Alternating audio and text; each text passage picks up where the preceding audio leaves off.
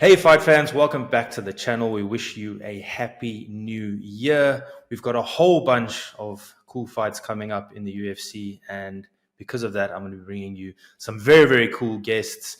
I've got the grappling coach of the UFC middleweight champion of the world back almost a year, I think it was, since the last time that we spoke.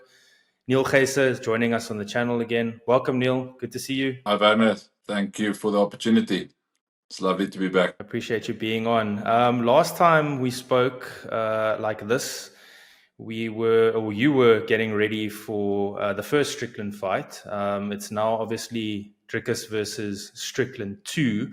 I want to get to that, but a couple of days ago, I kind of realized that I haven't even spoken to you about the Adesanya fight yet. I wanted to just get your thoughts on, the historic win for many reasons. Dricus beating Adesanya. What was the whole experience like? Leading up to the fight. What did you make of the fight? I know it kind of did go sort of the way you planned. We'll get to that as well. But what was it like? Just being part of the event and the history behind everything, and then obviously the win that Dricus had. I think we spoke in the lead up to the fight. We had a conversation, and our training camp went really well. Our trip to Australia, we went to Perth. I mean, that was absolutely amazing. From a South African point of view, we experienced unity through us, the MMA team CIT, with the South African singers, Rikus Nel, Joe Black, and Bobby van Jaarsveld were there, and obviously the Springbok team, and all of us kind of stuck together, and it was just an amazing camaraderie that we experienced. We had a massive support. Obviously the Australian crowd can be a bit hostile, but we had good support around us. And it was amazing. Our supporters went and supported the singers that sang on the Friday evening. The Saturday, the Springboks played a test against Australia and beat them. That was amazing. And everybody went to support that. And then obviously the Springboks coming to watch the fight, with Dricus and Adesanya, and historically, Siya Kolisi and Eben Etzebeth walking out with us, Dricus playing the national anthem. That was amazing. I get goosebumps just speaking about it. It was a once in a lifetime opportunity. I had an opportunity afterwards to speak to some of the guys that were there.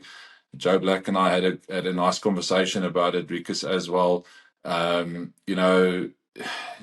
something that would be hard to recreate. It's a moment in time that everybody will always remember. And then obviously everybody winning and being successful, and it's just amazing for South Africa. So it was a great trip. I think that's kind of it. It was just unity at its best, camaraderie, and everybody sticking together and becoming great friends. Most definitely. I mean, everything kind of perfectly went in sequence, and topped off by rear naked choke victory in round 4, which I thought it would come sooner. You obviously know, and I obviously had the benefit or the privilege really of training a little bit with you guys in the lead up. So I knew that's something that you guys were working on. But how good was it to see exactly what you were working on come to the fore in the fight?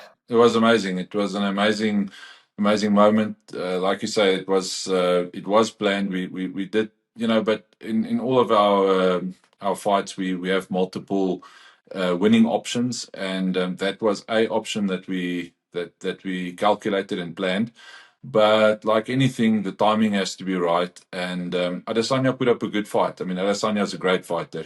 And his coaching team had a good strategy for him as well. So there were quite a few things that we had to calculate in the fight. And when I say we, as coaches, there were things that we needed to look at. And Dricus himself, in the moment, there were things that he picked up on and decisions that he had to make, which he managed to do successfully. And I'm super proud of him for that.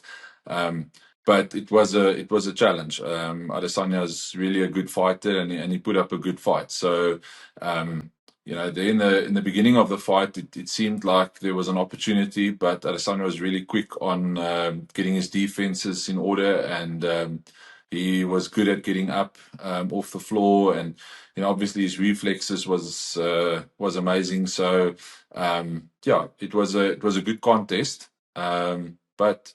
Dricus showed why he is the world champion. So I was super stoked about that. You couldn't have asked. I mean, Izzy came out like as good as he could have looked. He took some time off or whatever it was, but there was no signs of ring rust. There was no signs of, some people had questions maybe about his age or whatever, but there was definitely no signs. It was definitely the best possible Izzy that Dricus could have faced, and he passed with flying colors. Yeah, 100%. No, Adesanya was in amazing form. That was the best that he looked in a long time. So, Dricus did well. Tell me as well. I made a joke about DC saying Niel Geyser meeting. Always give some time for his fans. But how cool was it to meet a legend like DC and get an interview and all that kind of stuff? And how did that come about? Did he just come into the dressing room and say, "Hey, can I chat to you about it?" Or what? How did that come about? Yeah, it was a surreal moment. I mean, you always, from our point of view, you watch his interviews and follow how he commentates and what he says. And we went backstage to the dressing room after Dricus went to his medicals and all that stuff after the fight, and the door opens and he walks in and he's like, "Are you the coach? And can I have a conversation with you?" And yeah, it was a surreal moment. It was really cool, and I'm really proud of that. And it was a nice experience, definitely. Very, very, very cool. So now onto Strickland. Obviously, there was a lot of people spoken about possibly Khamzat, especially after his Whittaker performance, possibly Pereira. There was talk of it.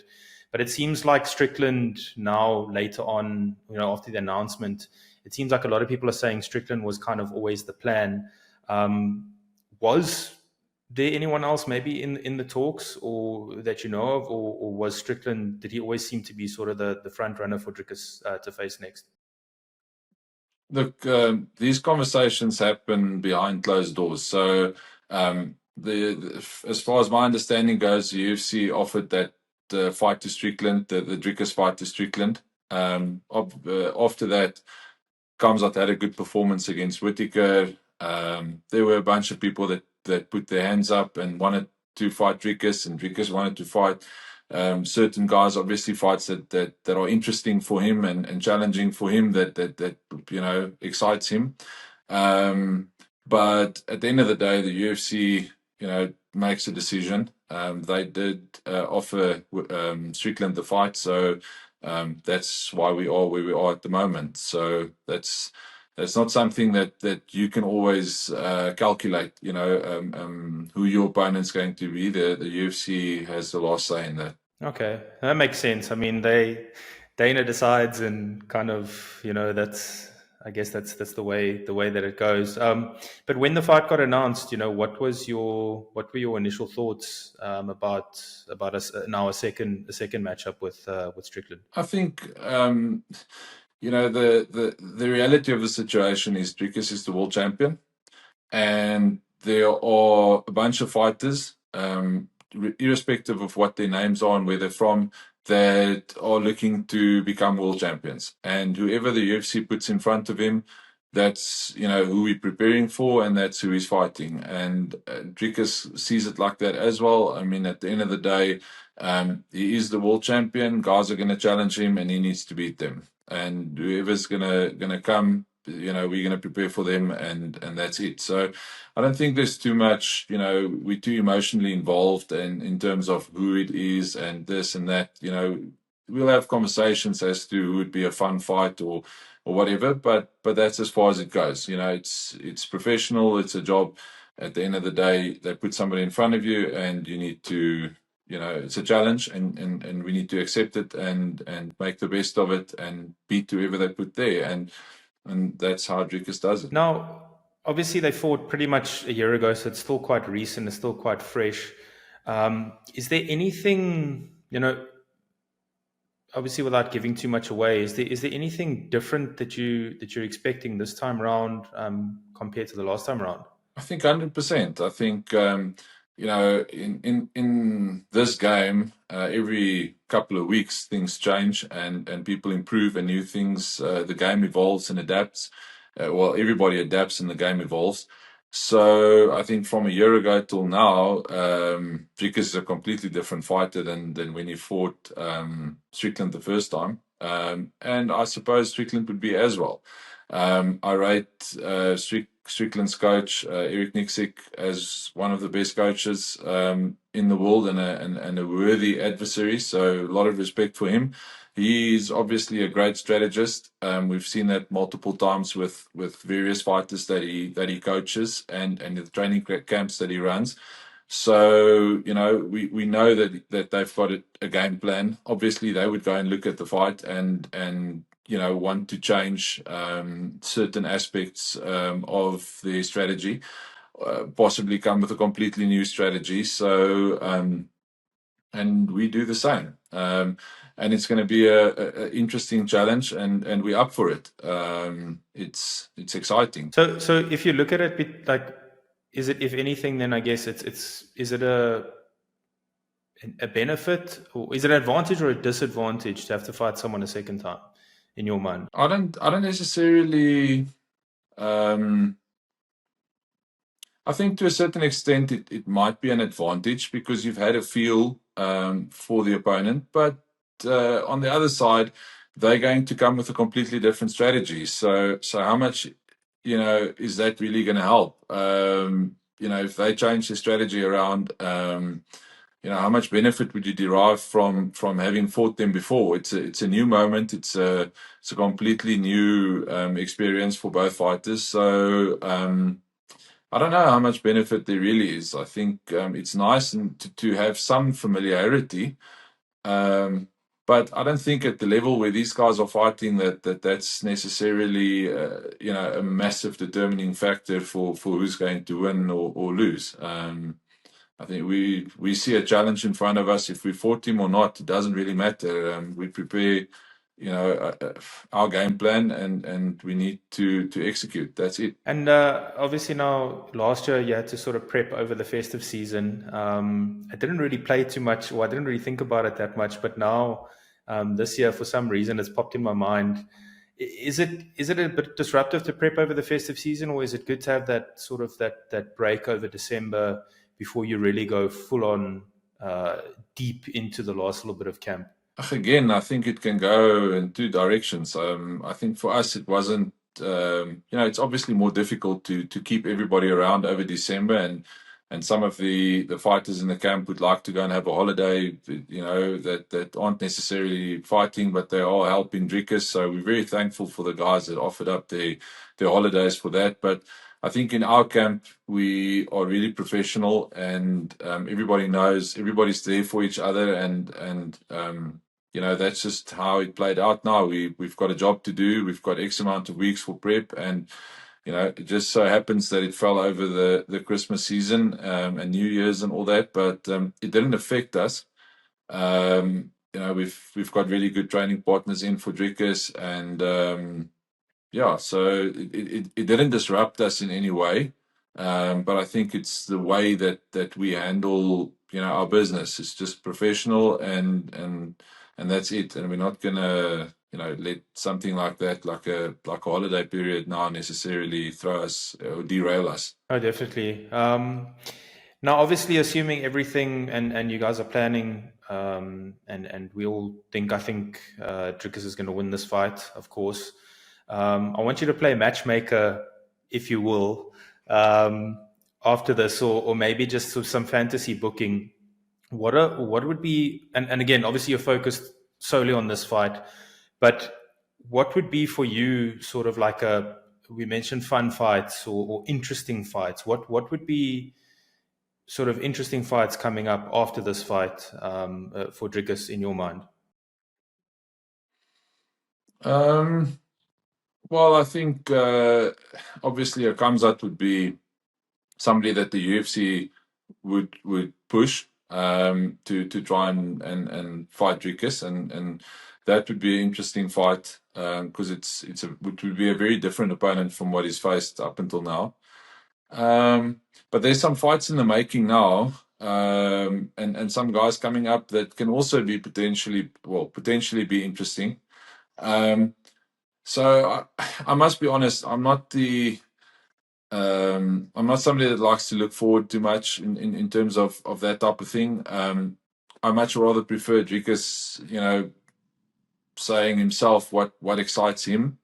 From a coaching perspective, my role is to assess who's in front of us and how we're going to strategize and win against that person. So I think Dricus is the best one to answer that question. And then obviously the biggest factor in this would also be the UFC and Dana White and all the guys Hunter and all the guys that are matchmaking, because they've got their own ideas as to whom they think would be interesting for the public. From my perspective, personally, I keep my head down. I watch the fights from a coaching perspective, not so much a fan perspective. So it's difficult for me to say which would be interesting for a fan to watch. I just have a very different perspective on the fight and how to navigate it. Okay, fair enough. I do think the Khamzat fight would be, for me, the Khamzat fight would probably be the most interesting. I think especially after his last performance with Whitaker, I think there's also a lot of hype behind Khamzat. So I think that might be a fight that the UFC would be interested in making. I saw something about them making a fight, wanting to make a fight, wanting something like Pereira, Khamzat and Pereira. That would be a little bit weird for him to sort of jump. But I think even a Pereira fight, but I mean, the thing is, for Dricus as the champion, every fight's interesting because, like you said, there's contenders and they're going to try to take out. He's the number one in the world. They've got to try to take him out. So whether he fights Khamzat, Charles Barillo, or whoever the contender is that they put in front of him, that's the benefit of being champion, is that you are the man and all of the fights are interesting and people want to see you defend your belt. So whoever they put in front of him, it's going to be a good fight. I think Dricus is his mindset is towards legacy, being the best middleweight, of all time. He is champion, yes, but he's obviously shifted his goal in terms of wanting to remain in that position and striving towards a loftier goal, and whoever they put in front of him is somebody that's challenging that goal that he has. So that's interesting in itself. So my position in this is more supporting and coaching, for whoever there is. But Dricus needs to decide what excites him, and the UFC needs to decide what for them what would make sense. So that's kind of how I see it and where I fit in. The path that he's on already, I mean, to be the only person to beat Whitaker and Adesanya, and then to beat Strickland twice, so let's say, after this fight, and then if it is Khamzat, to take Khamzat's O, and then to beat Pereira if he does decide to go up or Pereira comes down, I mean, right there is already, for legacy, doesn't get much better than that. So, I mean, he's already on that path to being one of the greatest. He's already one of the greatest middleweights. I mean, just in his career already, but to be the greatest middleweight, he's already on that path. 100%. I don't like to look ahead that much. I like to be, in the moment a little bit more and busy with what we're busy with now. And those things will play out the way that it needs to play out. But it will play out if we spend our focus and time on the job at hand and what we need to sort out. And that's where we are at the moment. So I kind of like to keep my head down that way. And yeah, we'll have this conversation again in a year or two's time, and then we'll reflect on where we are then. Definitely. It's cool to look back. It's really cool to look back on some things, and like I get that you don't want to go too far into the future and things like that, but it's good. I feel it's good to put these out there, whether I put it out there, whoever puts it out there, it's always good to put it out there. And then to look back, like we're a year later from where we were. I mean, even when I met Dricus the first time, we spoke about, this is before even the Strickland fight was announced, and then like about perfect scenarios and stuff like that. And then I actually went to look back at everything playing out pretty much exactly how it was, except that the Adesanya fight didn't happen in South Africa. That's kind of pretty much all that hasn't happened so far. Dricus's brother Niel Du Plessis always says that Dricus has this uncanny ability to say something and it happens. And so yeah, it kind of fits exactly with with what he always says. Yeah, we need to listen closely. We need to listen closely to the interviews coming up. Yeah. Lastly, when are you guys heading out? What does your sort of lead up to the fight look like?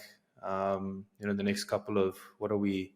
Pretty much a month and 5 weeks away from the fight. What does your next sort of 5 weeks look like, and when are you headed to Australia? I almost said South Africa. It's so South African there.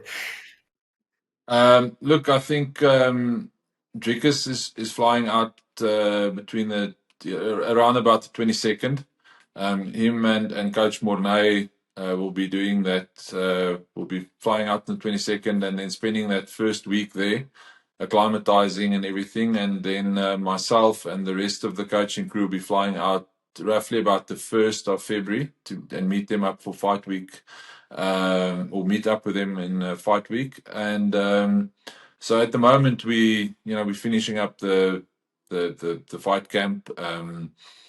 Everything's been going really well. So yeah, we're just doing our final touches and putting him through his paces and sharpening the last couple of tools. And but I think everything is 100% where it needs to be.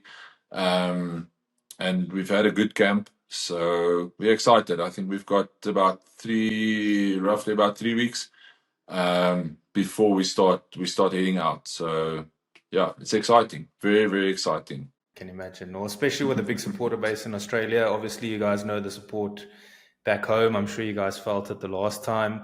We'll all be behind you guys, and go for that second title defense. And then we can start talking next opponents. It's always fun to play matchmaker. I'll sit back and watch when you do that. Okay, perfect. Niel, thank you so much. Again, appreciate the time as always. All the best. It's always good to catch up, and all the best for the last couple of weeks, like we say, 4 or 5 weeks. And let me know. Yeah, we'll see. Well, I was almost said let me know how it goes, but we'll see how it goes. We'll see it all play out. Perfect. Thank you so much for the opportunity. I appreciate it. I appreciate it as well. Thank you.